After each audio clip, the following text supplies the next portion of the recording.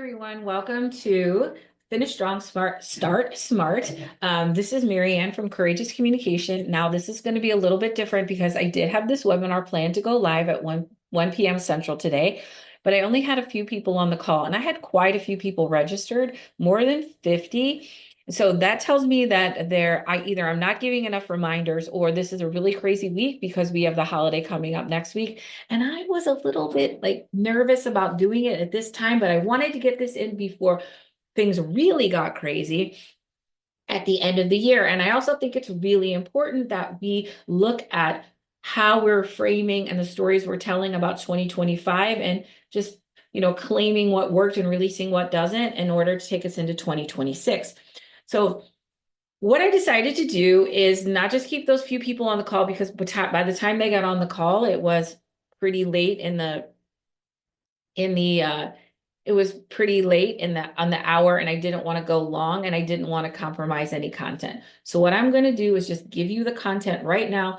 Every single person that registered is going to get this recording. It's no big deal. And you can watch it whenever you want to. And hopefully you are not feeling too hectic, and you're going to have a lovely and peaceful Thanksgiving holiday next week. So we are going to talk about SMART goal setting. Now, listen, what I want to share with you is that is the idea of reframing our goals and looking at ways of that our goals are that our goals can work for us instead of against us. Let me share with you the inspiration for this webinar. I was watching a TikTok. A mom was talking about, her content is a lot about parity in the home, and how women are often tasked with the mental load of a home.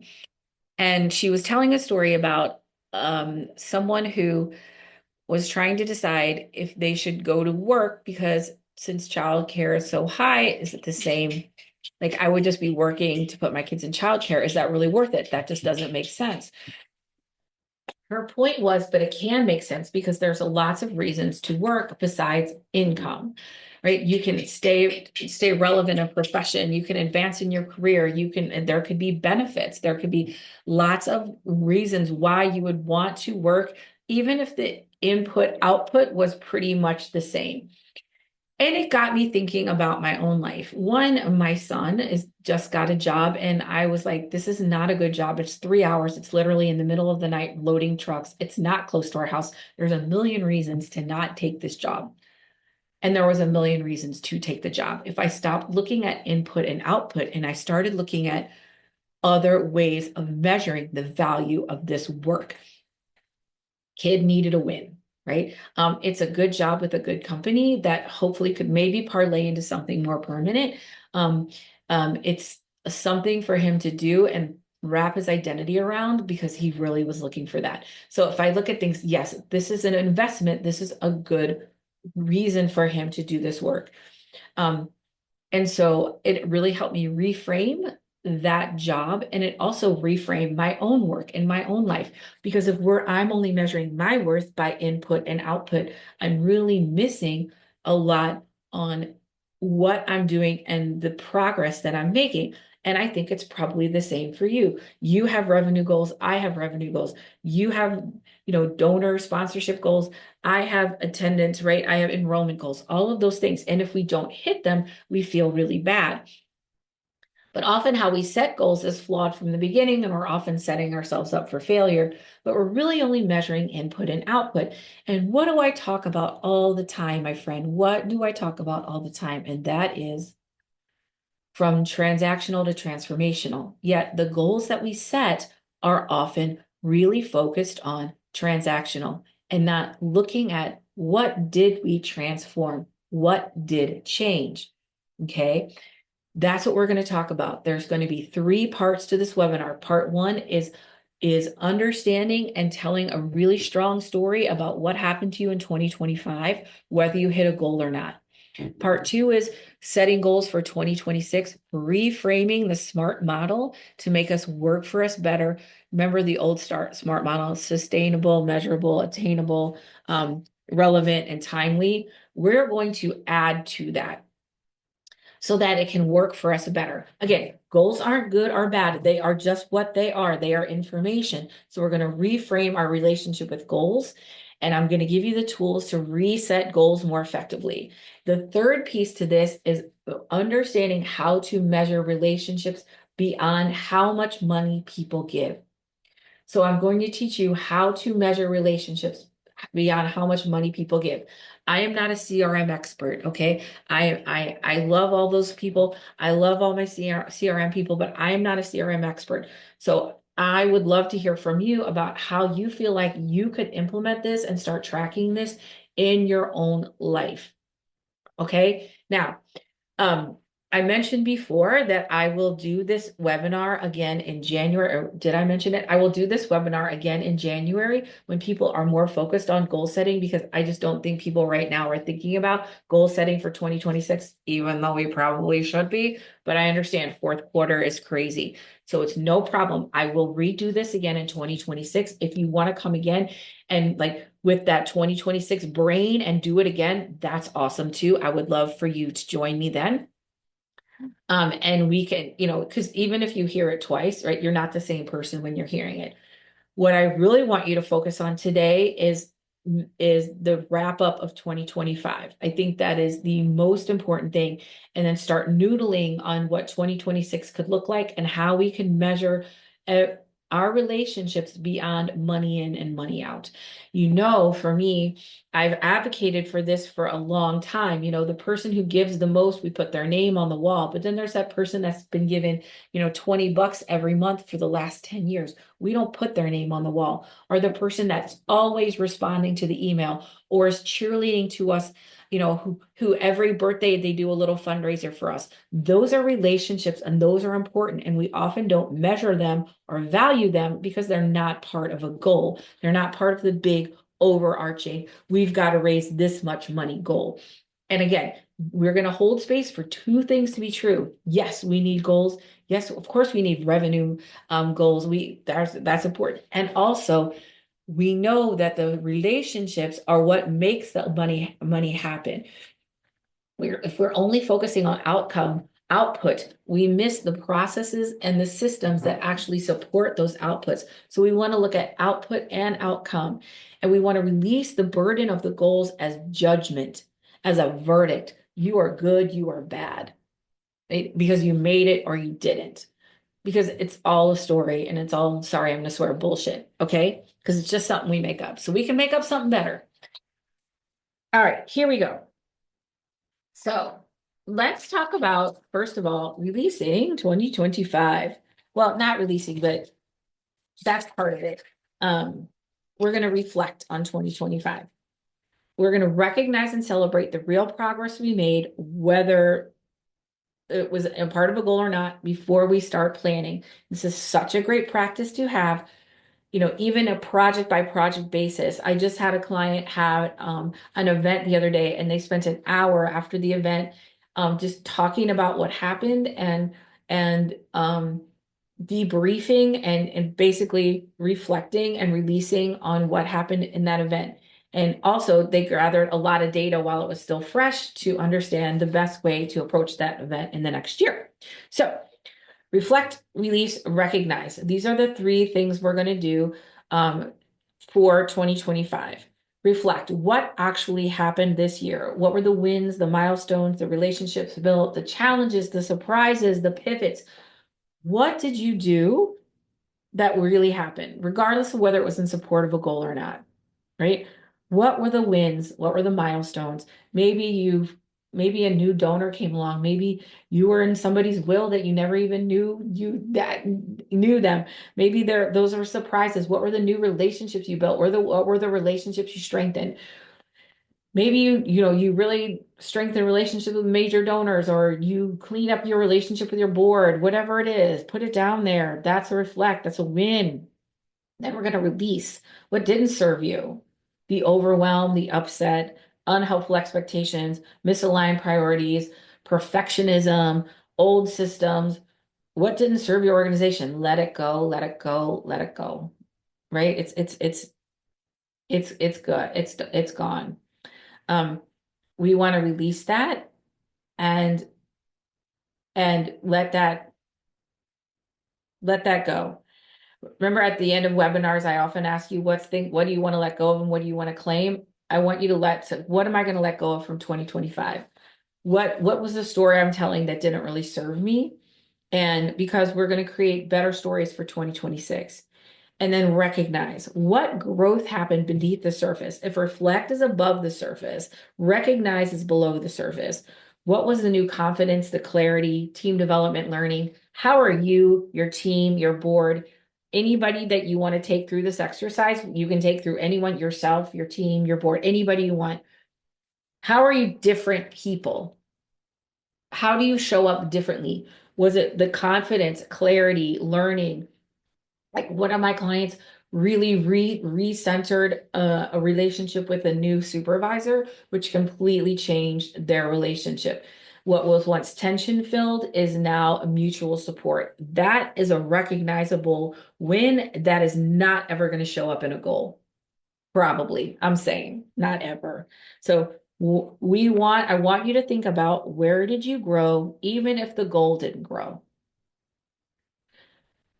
Because when we take inventory of this, you realize how much you're doing that's not under any goal. And sometimes if it's not under a goal, we don't recognize it. It doesn't mean anything to us. So a gratitude inventory, you can try this if you want. You can jot down 3 achievements you previously overlooked because they weren't on the goal sheet. This would be a great thing to do in a staff meeting and a board meeting. What are 3 things that we achieved that you're incredibly proud of? That's a great question to ask somebody. Because then you can really celebrate your success. One of my principles is celebrating success. And I mean really celebrating success, like feeling the joy of what you created, of what you did. This creates sustainability, it creates ease, it creates grace, because we are understanding the great things we did. A little aside, a couple of years ago, I had a story that I wasn't getting very much done during the day, because at the end of every day, I saw all the things that I didn't do that day. And I had a colleague who was the same thing. And I think this person is like, I am all about this colleague I had, how much she could get done. Like, I just felt like she was just like this, like, this, like crazy productive person. And so we did this exercise where we would leave each other a voice note at the end of the day, literally took like 45 seconds and just said, here's everything I accomplished that day. And in just that exercise, and we only did it for about 3 months because it really did do what it was supposed to do. We didn't need to sustain it any longer. It's only about 3 months. And we realized, wow, we do get a lot done during the day. And we started living in gratitude for what we accomplished instead of being mad about what we didn't. And so I'm asking you to kind of do this based on the year. Having reflecting, release, and recognizing all year long is also a great habit to get into. So this could be something you can do monthly, quarterly, at staff meetings, at board meetings, where where we are reflecting on what happened and putting a period on it, right? Putting an end point to it so that we can like move on to the next without bringing a lot of that baggage in with us, which is what we tend to do when we don't do this. We bring the disappointment, the hurt, the resentment from 2025 into 2026, and that's not serving us. So let's not do that. All right. Now, here's the second part of this webinar is we're going to rethink goals. Rethinking goals. Here we go. So the challenge of traditional goal setting is that it doesn't work. Most of us don't achieve our goals. And so if you haven't, don't worry, because that's okay. You didn't. Here's the problem with goal setting. I'm going to run through this pretty quickly. Here's where we're at. First of all, we get overly obsessed with the outcome, right? We ignore the process and the systems that it takes to actually create that outcome. So it's the outcome obsession. We're only focused on how much. We don't know like who they are. How are we gonna get to them? What is a sustainable way to relate to people? None of those things. The second is unrealistic expectations. And this is a huge problem because a lot of times a board member or somebody will say, hey, well, why can't, if you can raise the 500,000, why can't you raise 1 million? And you're like, wait, what? And they set a goal for 1 million. There's already tension. There's already fear. And remember, when we create out of fear, we create more fear. So I just had a colleague who was looking for a new job because they got a new president, and in her work, and the president, they raise $1 million a year. He's like, I don't understand why you can't raise 4 million, get on that phone, get in. And it's like, I'm not a professional tree shaker here, he was thinking fully transactionally, and that did not feel good. So it creates unrealistic expectations. It's usually just somebody's idea, because I don't say a lot of times. I think sometimes the people who are setting these goals really have no knowledge about what it takes to actually achieve them, because they are outcome obsessed. They're not looking at the process and the systems. Then there's the loss of motivation. Man, nothing can suck the joy out of something like just focusing on the numbers, the dialing for dollars. No one wants to do that, and no one wants to be on the other end of that call. It's basic transactional, dialing for dollars. That sucks the life and the joy out of everything. And then the goal achieved a cycle of joy and disappointment. You achieve a goal, ooh, and then it's down, either because now you think about the next goal you achieved, or, there's an emptiness.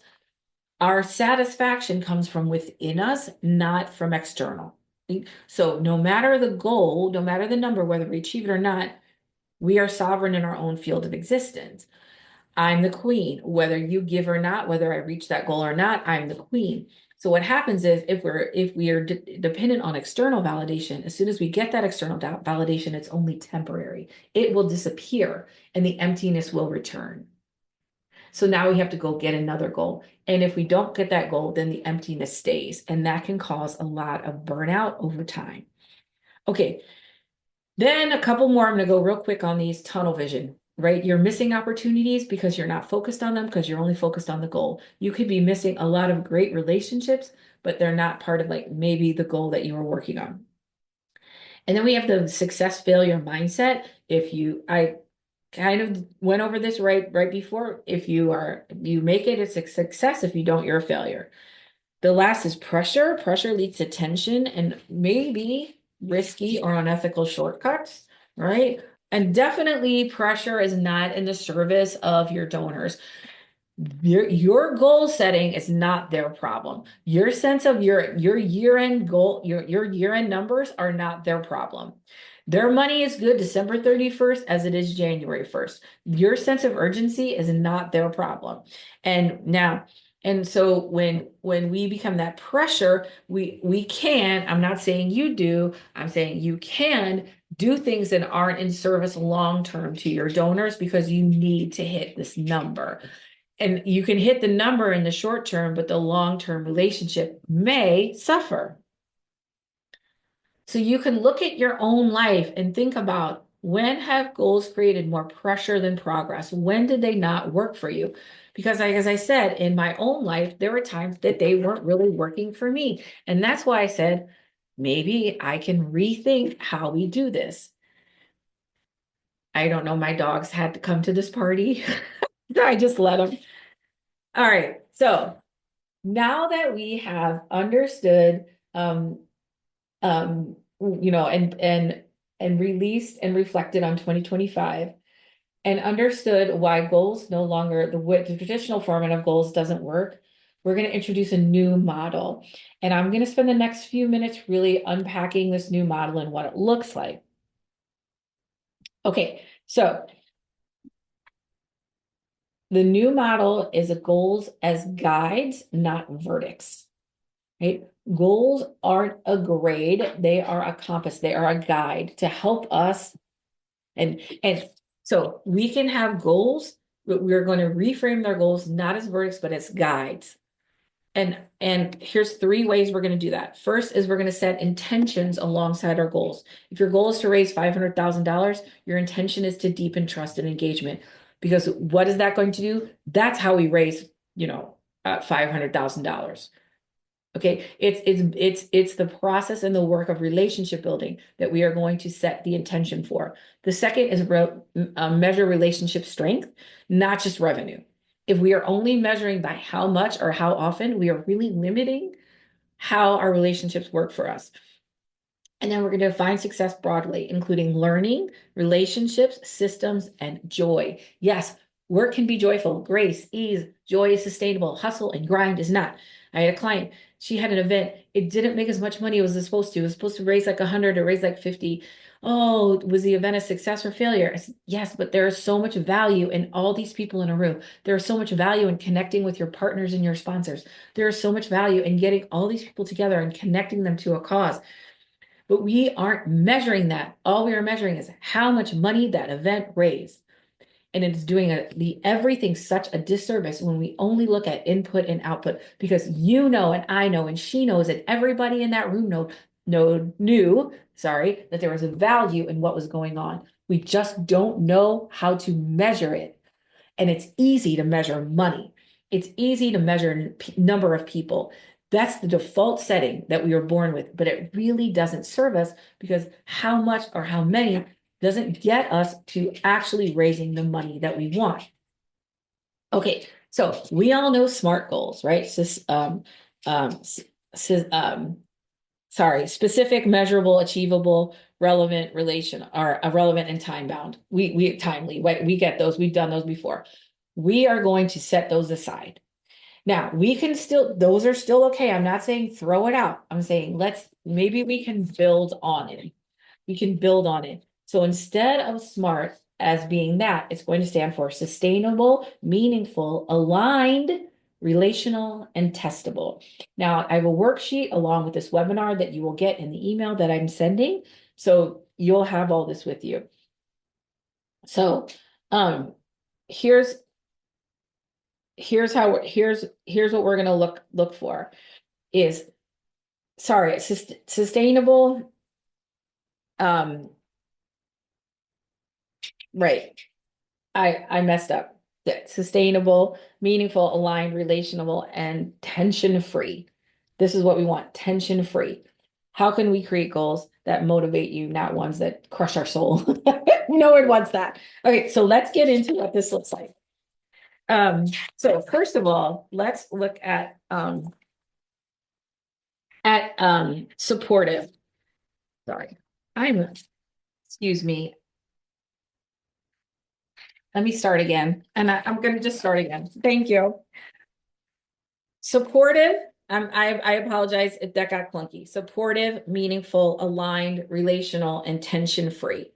That's where we're at. Supportive, meaning we're focusing on meaningful, human-centered action or outcome, right? How can our goals be, we can be specific, absolutely, and supportive. So if our, right, like if I said, if our intention is to raise $500,000, if our goal is to raise 500, that's a specific one. But the supportive one could be through creating 50 new relationships or deepening 50 donor relationships. We can also talk about how we can have a human-centered action or outcome, not just focused on the goals. The second is meaningful. Measure what truly reflects progress, connection, consistency, alignment. What truly reflects the meaning in our work? Does it connect to your mission and values?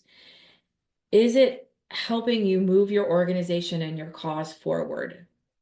Right? That aligned. Is everyone, board, staff, donors, clear and on the same page? Does it fit our bandwidth? And I know so many goals because that's where the tension starts, where everyone, board, staff, donors, is not clear or on the same page. It's just not happening. Next is relational. Ensure your goals. Does it strengthen trust and connection? Ensure your goals strengthen relationships for yourself or others. And then the last is tension-free. Use timelines that motivate you, not ones built in pressure or fear. You can take it easy on yourself. It's okay, because when we go hard on ourselves, we don't achieve. So let me reframe, because I got a little clunky there. Supportive, meaningful, aligned, relational, and tension-free. Thank you for helping me through that. Let me give you some examples of what that looks like. I'm going to pull up a slide here real quick for you. And I'm going to give you an example. I'm going to share my screen and give you an example of what this could look like for your organization. Let me make it pretty for you. Hold on. Slide only. Here we go. Okay. It's not that pretty, but it's okay. We're going to share our screen so you can see. old goals versus new SMART goals. An old SMART goal might look like, it's all output based, raise $500,000 by December 31st. Okay. Send 4 newsletters per month. That increase donor retention by 10%. Strengthen, now a new SMART goal might be strengthen top tier donor relationships using a 12-point scorecard. I will introduce that in a minute. Increase meaningful donor touch points from 3 to 6 per year annually. Implement quarterly alignment sessions with board and staff. So you can see how these new goals are more outcome and relationship based. Now, you can put these together. You can use both of these together. You can have specific and supportive. You can have measurable and meaningful. You can have achievable and aligned, and relevant, relational, and timely, and tension-free. They can work together. But so what I'm saying is taking the goals you have and incorporating this new model inside what's happening. That alone will help you start looking at how we can measure things just beyond the the traditional input output. We can start looking at the process and the slit and the systems that, hold on, I got to do this real quick. This is all live. Okay. You can have both. You can have both. We can measure output and relation.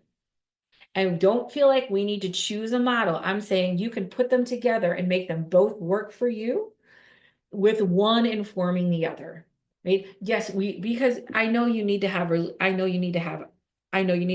goals. I know you need to have, how many donors, how many times, all of those things. And yet we can add those things into it to make them measure more than the output. So while we're talking about measuring more than the output, let's talk about what that looks like. What does it look like to measure beyond how much, how often, right? Okay. First is we can look at relational measurements as trust. How much confidence does this person have in your leadership, transparency, and follow through? They believe what you tell them. They feel safe asking questions. They assume positive intent. They share concerns openly. This is a huge, huge thing. When people come to you with concerns, that means they trust you. First of all, that means they care. Second, that means they trust you to hear them out. So you could even measure how many times people come to you with a concern. That is a huge metric of trust. But we don't think, like, why would we do that? Because that is about trust in you, and it is the backbone of a strong relationship. Okay, reciprocity. Does the relationship flow both ways? They contribute time, ideas, feedback. They provide value beyond money, insight, belonging, recognition. There's an exchange of energy, not obligation. Healthy relationships aren't one-dimensional. What can this look like? This can look like the comments that you have on social media. When people respond to an email, when they hit reply and say, oh my God, this is amazing. Thank you so much. They maybe are not your biggest donor, but they're your biggest cheerleader, right? They understand your cause and are always giving you great insight and feedback. Now there's affinity. Number 3 is affinity, shared values. How aligned are your values and your worldview?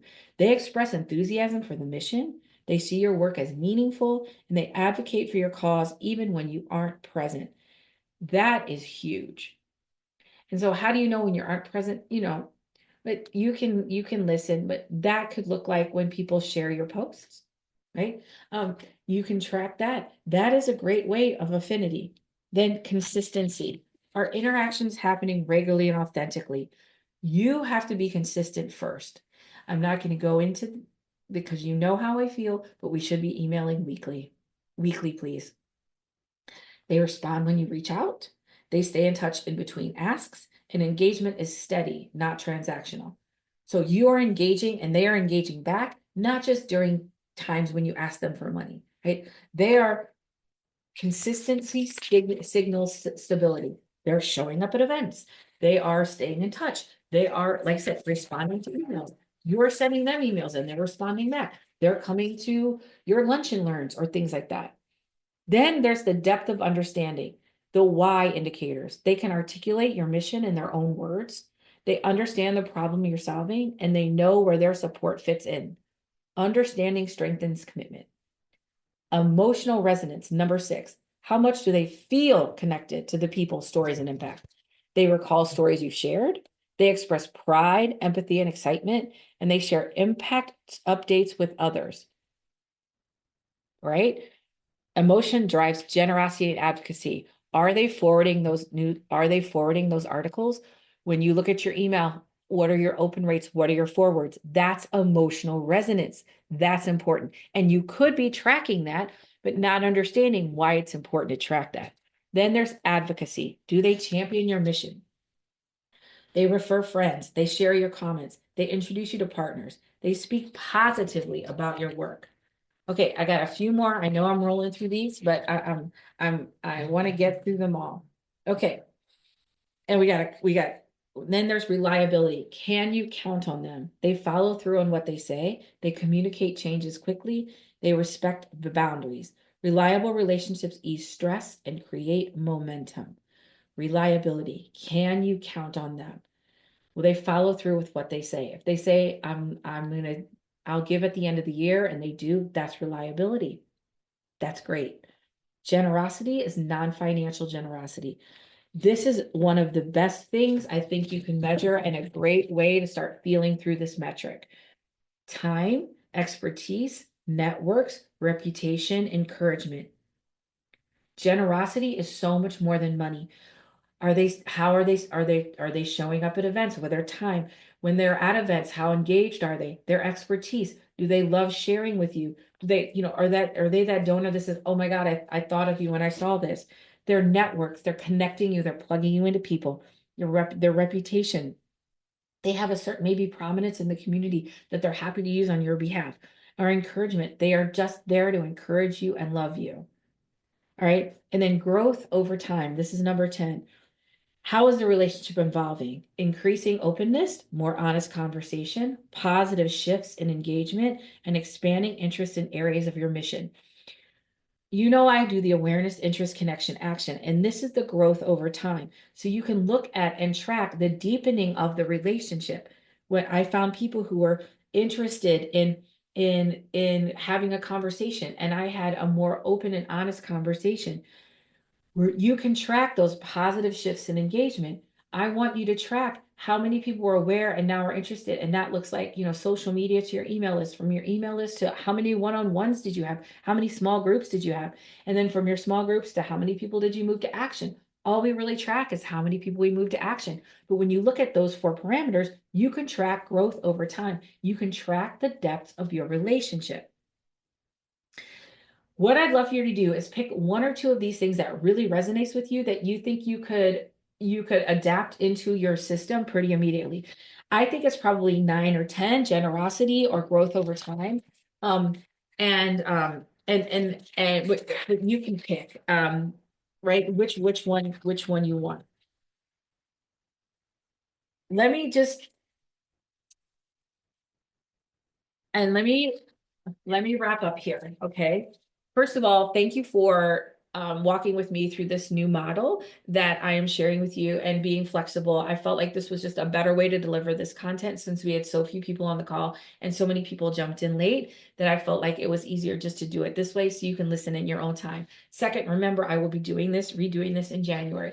Third, remember, my lovely people, my lovely, lovely friend, that goals are guides, not judgment. Whether you achieve them or not does not dictate your worth, or or how great you are at your job. I have a little mantra that I put up here, and I'm going to pull it up really quick, but give me a second to pull it up so I can find it. But it really is on my stickies. I just can't see it from here. Oh goodness, hold on. There we go. Okay. Where is my mantra? Hold on. I got all these windows open. It's all my fault. Give me 1 sec. I'm sorry, this is a little clunky. Okay. Oh, okay.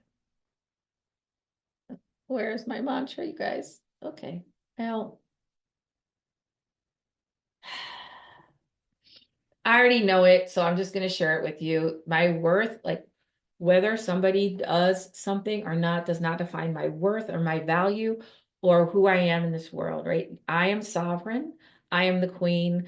I say my worth, and there's no goal, there's no number, there's nothing that can judge me, right? Unless I choose for it to.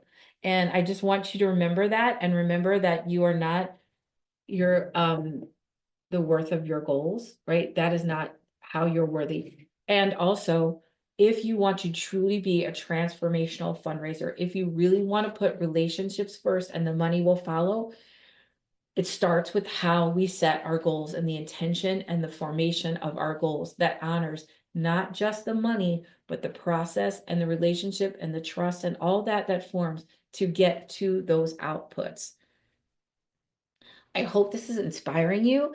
I am going to put in the email a link for me. It is open for the next, I am going to be off next week as well. I host Thanksgiving. It's a thing.